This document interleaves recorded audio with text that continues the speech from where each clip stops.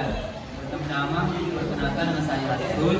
Di samping kanan saya Pratiwi dan di samping kiri saya Andi Syafiqulani. Baiklah, untuk mengizinkan itu, saya persilakan kepada materi pertama untuk membacakan materinya. Yang saya persilakan.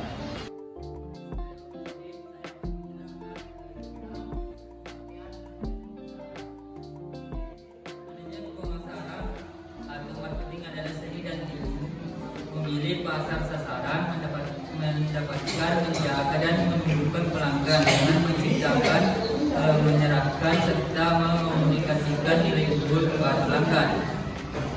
Adapun pengertian manajemen pemasaran pendidikan yaitu suatu proses sosial dan manajerial yang mana individu dan kelompok memperoleh apa yang mereka butuhkan dan inginkan dengan cara menciptakan serta saling menukar dan memanfaatkan jasa dan kualitas sekolah atau lembaga pendidikan serta sistem pengajaran yang telah ditawarkan dalam kegiatan promosi atau penjualan.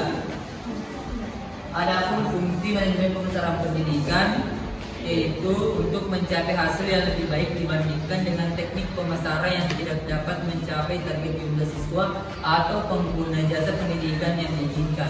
Mungkin itu saya serahkan kepada pemateri selanjutnya.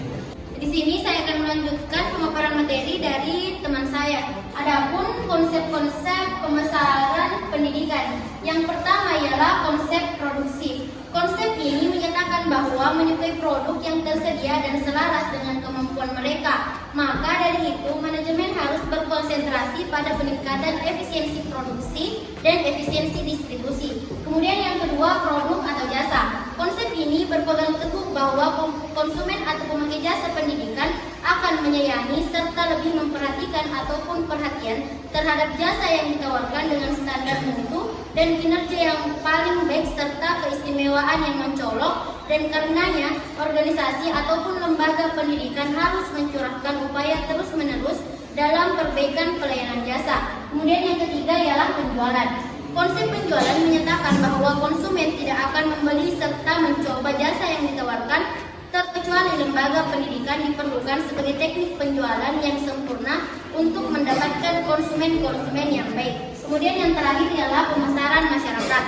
Konsep pemasaran masyarakat menyatakan bahwa tugas sebuah organisasi adalah menentukan kebutuhan, keinginan dan minat pasar sasaran dan memberikan kepuasan yang diinginkan secara lebih efektif serta lebih efisiensi dibandingkan para pesaing sedemikian rupa, sehingga dapat mempertahankan dan mempertinggi kepercayaan masyarakat. Itulah tadi materi dari saya kembalikan ke pemateri selanjutnya.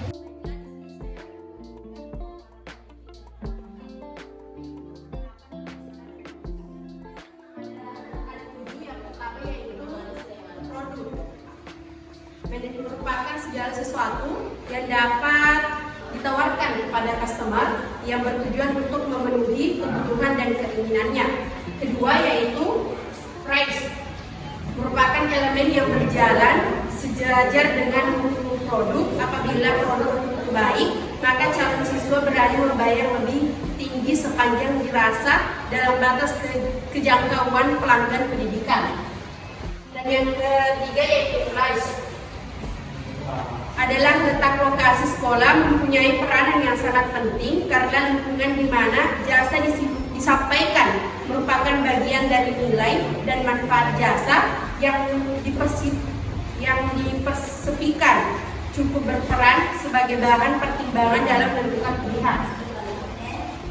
Selanjutnya yaitu promotion, merupakan suatu bentuk komunikasi pemasaran, yaitu aktivitas pemasaran yang berusaha menyebarkan informasi, mempengaruhi atau membujuk dan atau mengingatkan pasar sasaran atas lembaga dan produknya agar bersedia menerima, membeli, dan loyal pada produk yang ditawarkan oleh lembaga tersebut.